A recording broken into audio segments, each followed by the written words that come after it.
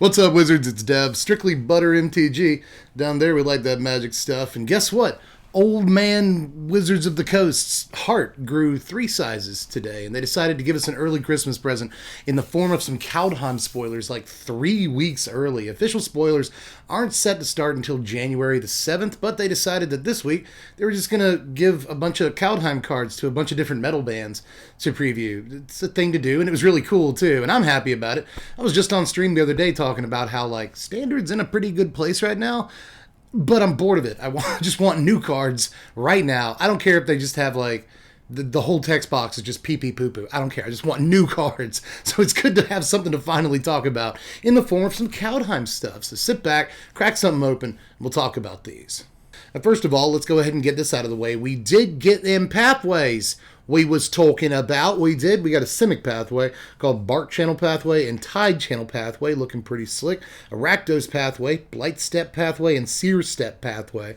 The Golgari pathway is Dark Boar and Slither Boar pathway, and probably the prettiest one is the Azorius one, sadly. It's Hinge Gate pathway and Mist Gate pathway, and Mist Gate pathway is something that I need a print of on the wall right now because it's absolutely breathtaking. But anyway, we knew we were going to get these, so here.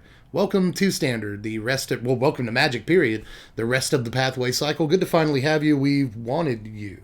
Now, there are a couple of absolute bangers we've already gotten to see from this set, and we'll spend a great deal of this video talking about those. Don't worry. But I do want to briefly give my thoughts on a couple of sort of lower power level cards that we got to see over the last couple of days that nonetheless caught my attention for whatever reason. A lot of these are going to be from these set and theme boosters we've gotten to see the contents of. Like Youthful Valkyrie, for instance. This does not look like much. I will forgive you if you think this card looks like garbage, because it very likely is. It's just a 2-mana 1/3 flyer. Those don't tend to be very good. But whenever another angel enters the battlefield under your control, it gets a +1/+1 counter, and it is an angel in and of itself, which is what I'm really excited about for this, because back in the day, last season, when I was trying to build, Bishop of Rebirth and Kalia decks all the time, I really missed having a 2-drop angel. It's really important for Angel Tribal that it actually has 2-drop options, and even if this is the only one it gets, I'm kind of down for it in Historic, and even Standard, but all throughout, all of the formats, it's kind of tough to find 2-drop angels. It's like Sarah's Avenger, and that's about it. There's really not a whole lot of 2-drop angel action, so if you're a casual player that's wanted to build an Angel Tribal deck for a long time, the 2-drop slot has been thin for 25 years, so it's really nice to have another 2-drop angel to add to the collection. But speaking of angels, I also kind of like Rampage of the Valkyries. This is 5 mana, 3 a white and a black for an enchantment, and when it ETBs, you get a Sarah Angel. You just create a 4/4 white angel creature token with flying and vigilance. And whenever an angel you control dies, each other player sacrifices a creature. So it doesn't have to be the angel that this thing created. Just any angel that you control dies, the opponent sacrifices creatures. That's pretty decent, honestly. 5 mana is probably way too much for this in a format where we just saw the 5 mana Kaya. We will get to that a little bit later. Easily one of the best cards we've seen so far. But obviously this competes with that. This competes with Elspeth Conquers Death and a bunch of other really good 5-drop cards. So I'm just not really sure if it's going to see any standard play whatsoever, especially considering that Sarah Angel with a Dies trigger is probably still not quite playable in modern day Magic. But I do think it's really cool if you're playing some sort of like Angel Aristocrats. I don't know what to call that, how to smash those words together, but I'm sure there's a way. But an Angel Aristocrats deck that can sacrifice an angel, maybe get value off of sacrificing it, and make your opponent sack creatures, it all seems kind of decent to me. And it also lets you like run your angels into combat. You don't care if they die, because your opponent will have to sacrifice stuff too. It's just not, it doesn't seem too bad, but 5 mana probably prices this out of contention in Standard, but I'm still going to try to make it work. You can blink it with Yorion and other blinked this or that card effects. Like blinking this might be really sweet to get multiple angels. There's a lot of cool, fun, janky stuff you can do with this, but I'm pretty sure at the end of the day it's all just jank and it's not going to go too many places, but that doesn't mean I'm not going to try to make it work. I'm excited about the card. Now, the last of these set boosters cards that I want to look at is Cleaving Reaper. This really looks cool to me. This is 5 mana, 3 and 2 black for a 5/3 Angel Berserker with flying and trample. If you pay 3 life, you can return it from your graveyard to your hand. But you can only activate this ability if you had an Angel or Berserker enter the battlefield under your control this turn. So that last bit of that ability isn't great, but I do like the way this lines up against rogues. Not going to lie to you. I don't think it's good enough, but I at least want to talk about how it lines up against rogues, because this blocks and kills literally all of their creatures. If they mill it into your graveyard, it's fairly easy to get it back to your hand, so there's that. If they kill it with a Heartless Act or something, again, you can recurse it pretty easily, honestly. Just play an Angel and you've got it. In that matchup, you worry more about getting milled out for the most part than you do about your life total, so you can pay the 3 life without really caring about it. And it can block a Zareth San, kill the Zareth San, and then recur. So not bad if you've got Angels and Berserkers that you're playing, but really only under those conditions. I think the card does cost an awful lot of mana, but a recursible 5/3 flyer? That's good. That's honestly pretty good. Now, we do have a lot of stuff in the format it doesn't line up well against, especially Scorching Dragonfire, but this can get killed by like an Elspeth Conquers Death and never come back, and that's a lot of mana to invest into a card that you can't use the recursion on, so there's that. But I guess it lines up pretty well against like Skyclave Apparition, because it can't get Apparition. So, there's some cool things about it. There's some bad things about it, obviously. And I like the way it lines up against a very specific deck. But I don't think that it's very good against really anything, to be honest. Like, even against rogues. Yeah, it's a creature you can play out of your graveyard that blocks and kills all their guys. But you have to probably play a bunch of substandard cards in your deck to actually enable the thing. And even when you do play the thing, it too is kind of substandard for the casting costs. So I don't want to get too excited about this thing, because honestly, even these stats aren't that great nowadays. But a 5-power flyer that can recur is always something that's going to hold my attention for a second. But let's get to the Mr. Big stuff here, starting with Showdown of the Skalds. This is a 4-mana saga. Congratulations to all of you in the comments section of my predictions video that said sagas would be coming back, because apparently that word comes from Norse mythology. So yeah, linguistically it makes sense. You knew that. You're a smart person. Good on you. Kudos. But this is 2, a red and a white for a saga. And chapter 1 is you exile the top 4 cards of your library. Till the end of your next turn, you may play those cards.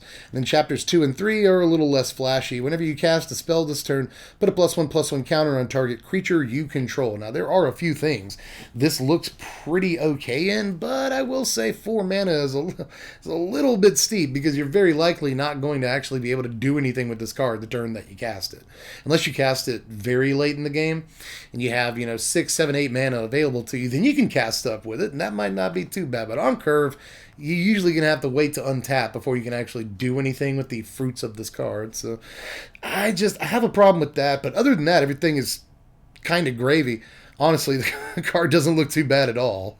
First of all, I want to point out that in like Yorion decks, you can blink this. So like Jeskai Yorion might play this card, especially considering it gets you 4 more cards deep. And in an 80 card deck, 4 cards is kind of a lot of cards to see, especially if you want to see another Yorion or something. That's not bad. But if you're digging for anything like a sweeper for the next turn, this gets you 4 cards into your deck. In a control deck or in a Yorion deck, so if you need to find the Shatter and you have another turn to live, this will help you do that too. This just does all kinds of cool things. In a control deck, the only problem is that the next 2 chapters are solely focused on bulking up creatures. Now, if you do have a Yorion laying around, you can put +1/+1 counters on your Yorion, finish the game a little faster. But for the most part, control decks obviously aren't going to really care about this. But that's where decks like Winota come in, for instance. You're going to be playing a bunch of creatures in whatever version of Winota you're on, but if you don't have Winota by turn 4, this is a great turn 4 play to make sure that you can get to her by turn 5, because you'll very likely be in the 4 cards that you draw, or at least it's somewhat likely that she will be, and you'll actually be able to put counters on creatures with chapters 2 and 3 if you're playing Winota. This is true of Knights too, and like other aggro decks, but especially Knights, decks that need a refill by the time turn 4 rolls around. This card is a little bit expensive and won't really do anything for you until turn 5, but I will say that if you play this on turn 4, and you untap on turn 5, you've effectively got a ton of cards in your hand. If your opponent has Shattered the Sky or something like that, you've got the refill right there. And if you do still have creatures out, you can cast 2-3 spells in a turn because your curve is relatively low. This is going to be the highest thing on your curve. So you might be able to cast 2 or 3 spells and put counters on the creatures that you already had out and attack for a bunch. So I think that the card is really decent in these sort of aggro strategies that need some kind of refill, or aggro strategies that need to find a specific card. Again, back to Winota on that end. But that said, I do think the card could do some actual work in decks like Yorion that can blink it, or that need to find specific cards, and their deck is so big that it can be difficult to find those cards sometimes. So I actually think this card has a relatively high spread of playability, and it's a lot better than some people are giving it credit for. But let's move on to Pyre of Heroes. Oh boy, this is 2 mana for an artifact. You pay 2, you tap it, and you sack a creature to search your library for a creature card that shares a creature type with the sacrifice creature and has converted mana cost equal to 1 plus that creature's converted mana cost.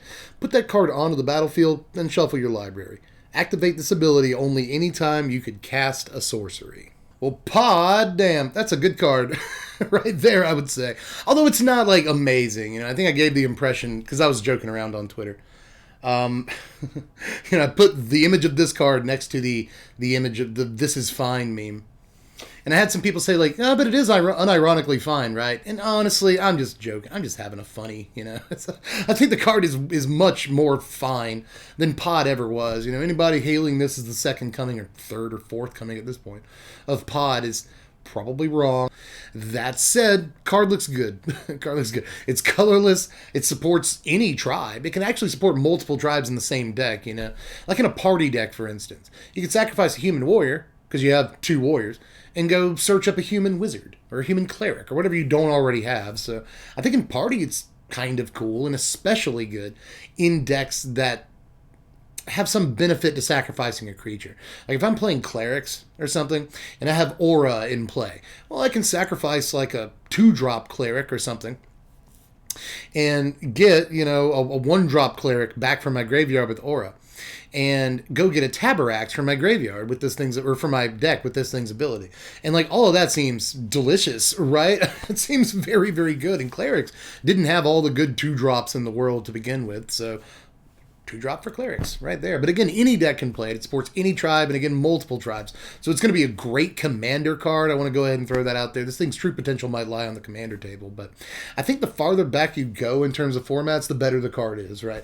Like I think the card might be really good in Modern, especially because Modern doesn't have Birthing Pod. You know, so if you're playing Modern, this looks like it might be really good in a a Humans deck, or a Coco deck of some kind, or any deck that wants to toolbox into specific creatures. And there's already so many ridiculous lines people have come up with in Modern. Goes pretty well in the Devoted Druid deck because there's all kind of tricks you can do there. But even in Standard, it can do some cool stuff.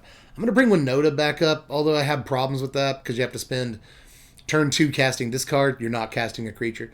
And then on turn 4, when you want to go get your Winota, you have to sacrifice a creature. That's 1 fewer creatures you have to attack with when you do get the Winota. So I don't know how great this is in Winota, but hey, Neoform worked in Winota for a while in Historic. So we know that sacrificing a creature isn't a big deal for that deck. As a matter of fact, now that I think about it, you can play creatures the first 3 turns, then play this on turn 4 and have the mana to activate it to go get your Winota. So you're still swinging with 2 guys. It's not terrible, but it's not necessarily ideal. But moving on, let's take a look at Realmwalker here. This is 3 mana, 2 and a green for a 2/3 shapeshifter with Changeling, baby. And when it enters the battlefield, you choose a creature type. You may look at the top card of your library anytime. You may cast creature spells of the chosen type from the top of your library. So hey, this is something that works with Pyre, right? You sacrifice this, you get any type creature, because it's all the types. I really like the Changelings back. I've been wanting to go to Lorwyn again for so long, and even though we might never get back to Lorwyn, we'll bring Changeling back. Excuse me. We can bring Changeling back a couple of times, and we already have. But always good, always good. I think Changeling should be an evergreen ability. There should be like 1 Changeling in every other set. So just glad that we actually have a creature with the ability. It's awesome in tribal decks, but this is especially sweet. Like, it reminds me of like a Vizier of the Menagerie. It's the word I'm looking for. Or, you know, like the 5-mana Vivian that's in Standard right now. Her passive ability to let you play creatures off the top of your library usually comes in handy, especially when you have a great hinge out. Those 2 go together like peanut butter and ladies, but this can kind of do those same tricks, right? Being able to just like chain creatures. And by the way, this chains with itself. So it's important, you know, no matter what creature type you chose.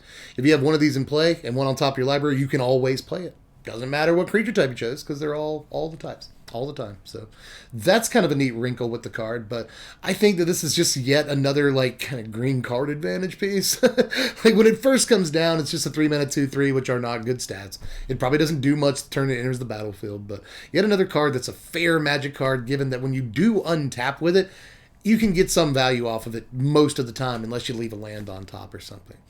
And the times where you leave a land on top, again, makes this more of a fair Magic card. So I don't think it's busted or anything, but I do think that a 3-mana 2/3 that provides, some card advantage over the course of the game in green reminds me an awful lot of cards like Tireless Tracker. It saw an awful lot of play.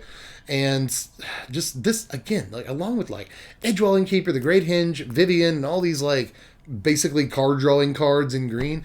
I'm not sure green needed more card advantage, but it got it, and it's probably going to find a place to slot it in some deck or another. On to Lathril, Blade of the Elves, which I actually love. I love Drow commanders, and I'm kind of looking to retire Nath right now because it's the only green-black Elves commander I got. This is 4 mana, or the only one I've got. I believe there are others, but it's the only one I have. I don't have Jareth or anything. But anyway, this is 4 mana, 2 a green and a black for a 2/3 Elf Noble. It's a legend, and it has Menace. Whenever Lathril, Blade of Elves deals combat damage to a player, create that many 1/1 green elf warrior creature tokens. And you can tap it and tap 10 untapped elves you control to have each opponent lose 10 life and you gain 10 life, which is pretty nuts. This actually does work with a card that's in these set theme boosters called Elven Ambush. Look at that. Instant speed. You get an elf for each elf you control. And then you can probably at that point just tap this and bust for 10. So it's drain for 10. So it seems pretty sexy to just have like a Bolus's Citadel ability stacked onto you. You don't even have to sack them. You just have to tap them. It's just pretty nice, to be honest. But this does have Menace, so it facilitates dealing combat damage and getting more elves and stuff. But all that said, I don't think this has legs for standard. It's just really underpowered in terms of power to rate ratio. It's got like really high casting costs for the stats you're actually getting, even with the keyword ability and the funky cool stuff that it does. Even if it makes an elf or two for you over the course of the game, you still haven't really caught up to its casting cost in terms of what you have in power toughness on the board. So I'm not a huge fan of this card in standard at the very least, but in commander I think this is probably one of the funnier and funnest green-black elves commanders we have access to, so I kind of can't wait to mess around with it. Tapping 10 untapped elves in commander is super easy. The only problem is that draining 10 doesn't win the game in commander the way it does in standard. But up next, let's look at Magda, Brazen Outlaw. This is 2 mana, 1 and a red for a 2/1 legendary dwarf berserker. Other dwarves you control get +1/+0. Cool. Whenever a dwarf you control becomes tapped, create a treasure token. Super cool. And sacrifice 5 treasures. Search your library for an artifact or dragon card, put it onto the battlefield, and shuffle your library. So this is a good card. I'm fairly certain this is a decent Magic card right here. The floor on it is a 2 mana 2/1 that dies. That's the floor on it right there. But I guess that's the floor on like Robber of the Rich too. You play it on turn 2 and they immediately Heartless act it with their open mana. So I've seen a lot of people talking about the floor on this, but like the floor on a lot of creatures in mono red is, especially 2-drops, is effectively the same. So I'm not really worried about the floor. I'm not worried about the ceiling either, because I don't really care about, I mean, I do. I just don't think you're going to pop off that last ability that often. To be honest, maybe in Historic, where we have a ton of treasure production, treasure map is in Historic. It just gives you 3 treasures. I mean, you can do some pretty crazy stuff, I imagine, in Historic, which is probably where this card belongs. But even in Standard, for the Dwarf Anthem effect, you've got 7 dwarves, and Rimrock Knight, and whatever other dwarves are in the set, because I know there are going to be some. But they're just some pretty good dwarves to start with right there. And if you do ever get the 5 treasures, whether it's Historic or Standard or whatever, once you do get the 5 treasures, there's some cool targets to go search up. If you want a dragon, you go get Terror of the Peaks. You get Terror of Mount Velis. Pretty dope. But you can get Terror of the Peaks, which is a really good one to search up. And if you want an artifact, you can go get an Embercleave. It won't be attached to anything. You still have to attach it. But searching up an Embercleave for effectively no mana seems really good.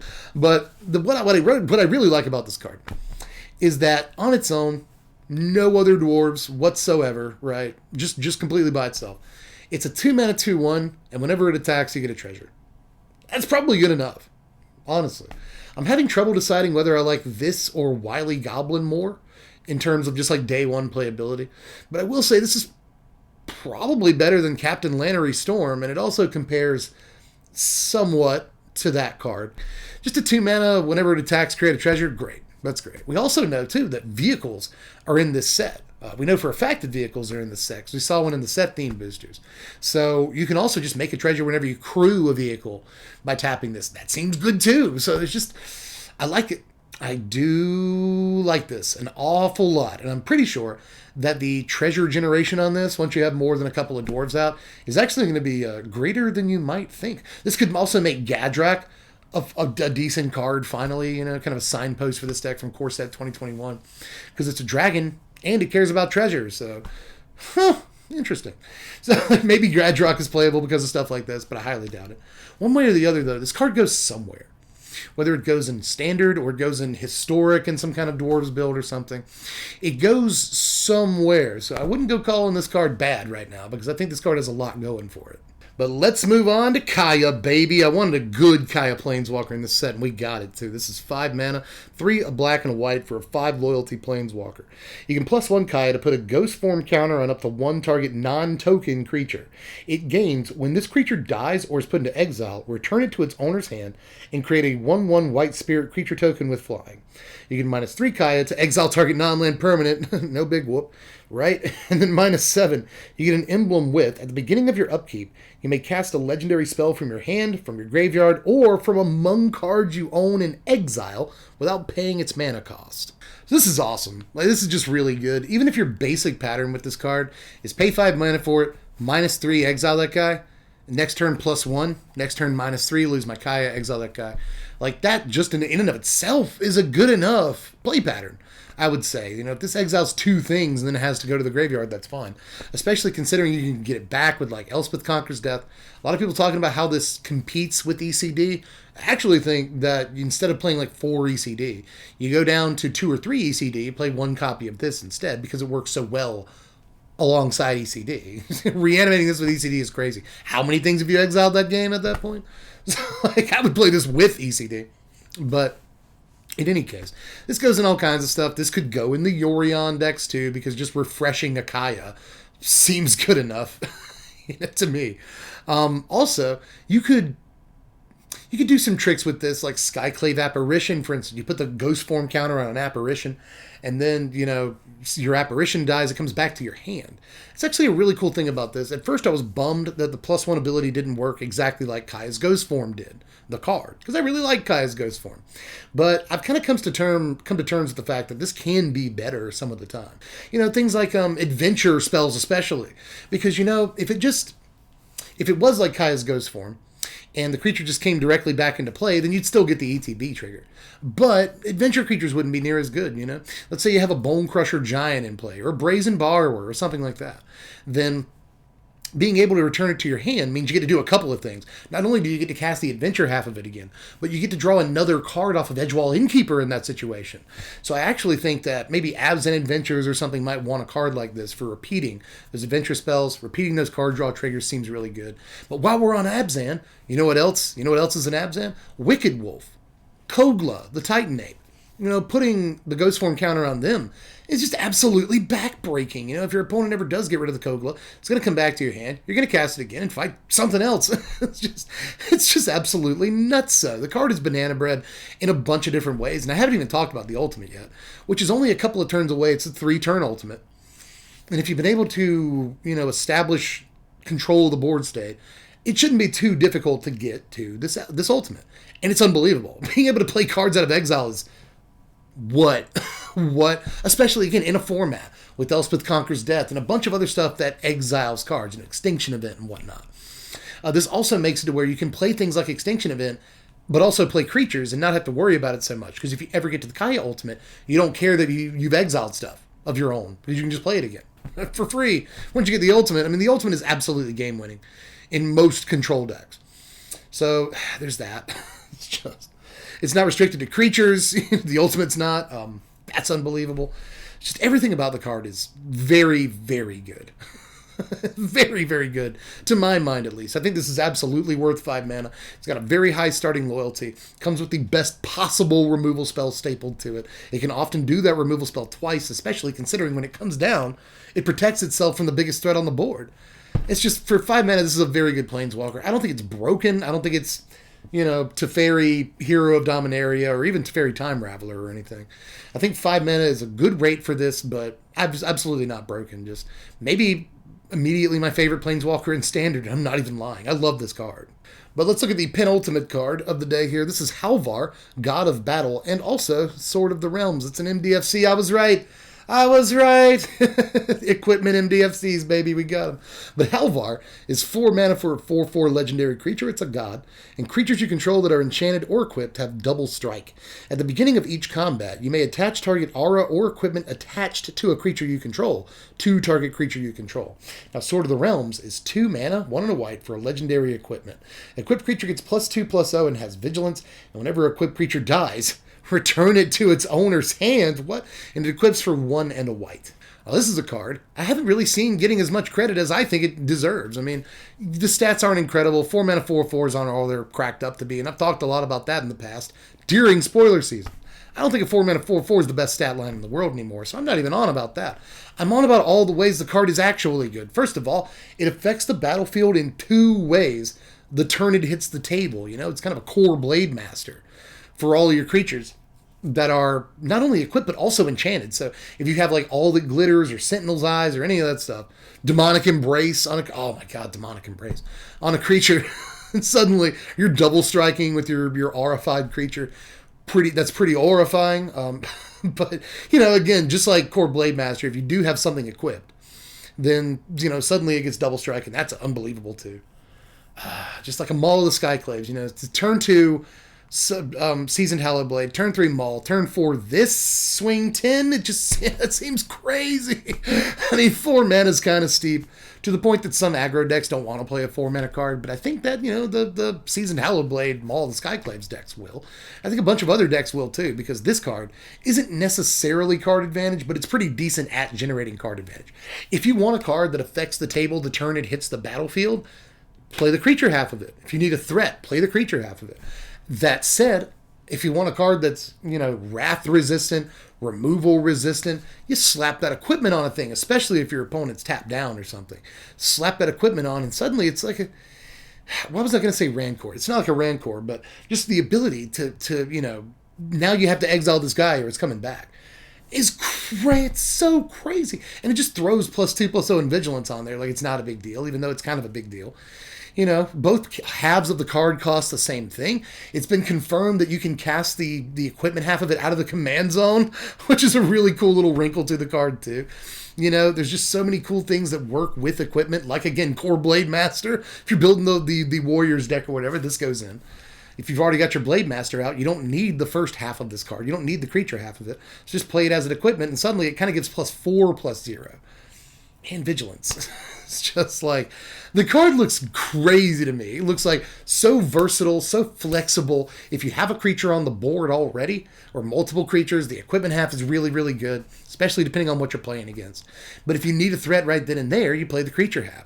It also, you know, if you already have a dude that's equipped, you can play this for 4 mana, and suddenly that guy's swinging easy, like 8-10 damage. I mean, the card has at least 3 or 4 different modes on it. And at the very floor of it, it's a 4 mana 4/4. But it's a good floor, as far as I'm concerned. So I just don't know why the card is kind of getting mez from people. You know, I think it's because it's like the first cycle of gods that can die, which, by the way, flavor, Norse gods can die. Good job, Wizards. You've done your homework. I didn't, but a bunch of other people did. But apparently a bunch of people haven't done their homework on card evaluation either, baby. Which probably means I'm going to eat my words on this one, and it's never going to do anything in standard. But I really do like the cut of this card, the look of this card, the cut of its jib, if you will. And I think that just like with all the things that the card does, it's bound to do something. That's a wise statement, I guess. But let's move on to the final card of the day. It's Fenrir, baby. Sarulf, Realm Eater. This is 3 mana, 1 a green and a black for a 3/3 legendary wolf. Whenever a permanent an opponent controls is put into a graveyard from the battlefield, put a +1/+1 counter on Sarulf. At the beginning of your upkeep, if Sarulf has 1 or more +1 counters on it, you may remove all of them. Note that that's a may effect. If you do, exile each other non-land permanent with converted mana cost less than or equal to the number of counters removed this way. So this looks like it was specifically meant to combat cat combo, which is no longer a thing because Cauldron Familiar is banned. So you could exile their Witch's Oven or whatever. Seems good. Exile all their foods and stuff. Seems decent. Now, it is still decent against the mono green food deck, I would imagine. Because they're going to be sacrificing foods to Trail of Crumbs and feasting Troll King, you know. Imagine if they sacrificed 3 foods to get back a feasting Troll King. And suddenly this thing's a 6/6. Seems pretty good to me. And there are a lot of situations where I can see the card being good. You know, Fabled Passage is in Standard. So if your opponent plays and pops a Passage, suddenly this is a 4/4. And that's good. However, I have some issues with the card. This is probably the card that I wanted to talk about the most, just because I don't like it as much as I think a lot of other people do. But I also don't hate it as much as all the spikes do. Because if you go to r/spikes, the competitive Magic subreddit, nearly every single one of them does not like this card. They think it's terrible. If you go to the regular Magic subreddit, everyone loves this card. Thinks it's amazing. I am really in the middle between these two groups. I do think that, first of all, baseline stats, a 3-mana 3/3 just isn't good. It's not. People think that it's really good in Standard. It's not. We have 3-mana 5/5s in Standard right now that just embarrass this. 3-mana 3/3, no longer a great set, power to weight ratio, or else Kunaros would be in like every black-white deck. But Kunaros sees no play, and it has 3 keyword abilities. That's because a 3-mana 3/3 just isn't actually very good at the moment in terms of raw stats. So get that out of your mind. It's really all about the text box on this card. I do like that the, exile, the Pernicious Deed ability, if you will, because this is Pernicious Deed on legs, in case you didn't see that. Or you don't know what Deed is. That's what the card is. Or at least I think that's what it's supposed to look like. But anyway, I do like that it's a May ability. You can get 4 counters on this and still decide you don't want to pop it. Kind of nice. However, if you do decide you want to pop it at any given point, it's going to take out all your stuff that's 1 and 2 CMC, so you can't really play it in an aggro deck. You can't play it in like an Edgewall Innkeeper deck because it's going to kill your Innkeepers. Again, you just can't really play it in deck. Like, people are talking about this in green-black counters. Well, you don't really want that either. Like, it'll kill your Conclave Mentor, because if you have a Conclave Mentor out, this gets 2 counters. And then if you ever want to remove the counters to wipe the board, you're getting rid of your Conclave Mentor. Don't love that. Same thing with the Ozolith. People keep saying, oh, the card goes with the Ozolith and Ozolith decks. It blows up your Ozolith, guys. It blows everything up. So that's kind of lame. I also see people making this mistake. This is an easy mistake to make too, an honest mistake.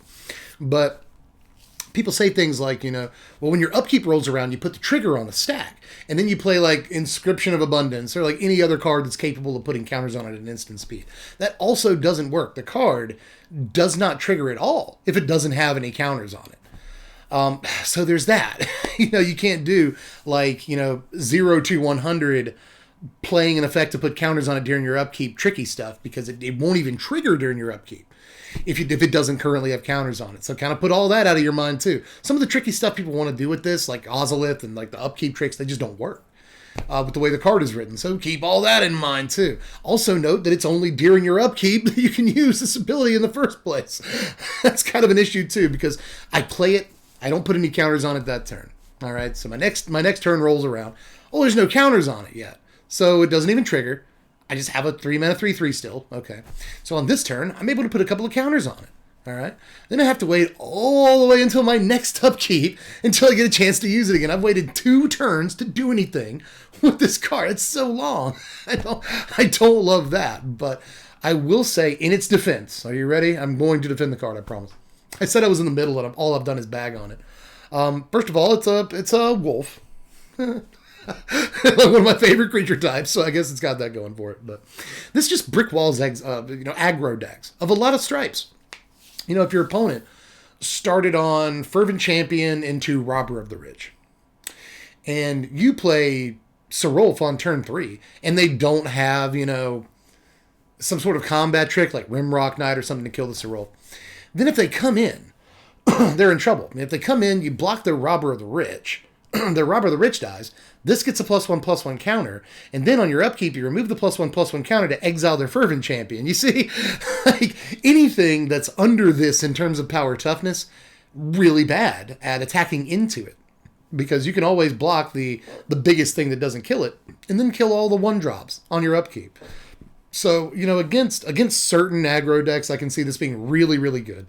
Especially aggro decks that don't play a whole lot of removal. Any deck that doesn't play a lot of removal, again, mono green food doesn't play too many removal. Sometimes you'll see some Ram Through, some Primal Might in that deck, but not often. They're cutting those cards nowadays. So again, against decks that don't have a lot of removal, I don't know what they do about this. right, in the long run. So this is probably okay in some situations. I also like, by the way, that this is able to like take out a bunch of random enchantments and Yorion decks. You know, it's kind of decent against Doom Foretold. Whenever anybody sacks, you sack a thing, or excuse me, your opponent sacks something, and it gets counters whenever they sack something to Doom Foretold. It might actually go kind of well in a Doom Foretold deck, but I don't know about that. There's just a lot of cool wrinkles to the card, and I think it plays somewhat well against some aspects of this meta. I also love that it exiles. Exiling is incredibly important. Julie's been down here this whole time.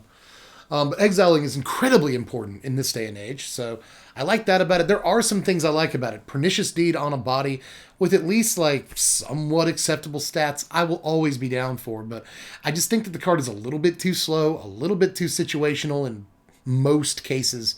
And, just doesn't have, again, the power to weight ratio that we really come to expect out of playable standard 3-drops. So I have some issues with the card. I have some things I like about the card. End of the day, I think it's fine. But will it see a ton of standard play? I really think that's meta dependent. But at the moment, even though it lines up somewhat theoretically well against a couple of decks, I still don't think it's more than a sideboard card at best. At the moment. But we made it, everybody. Crazy. We only talked about like 15 cards today.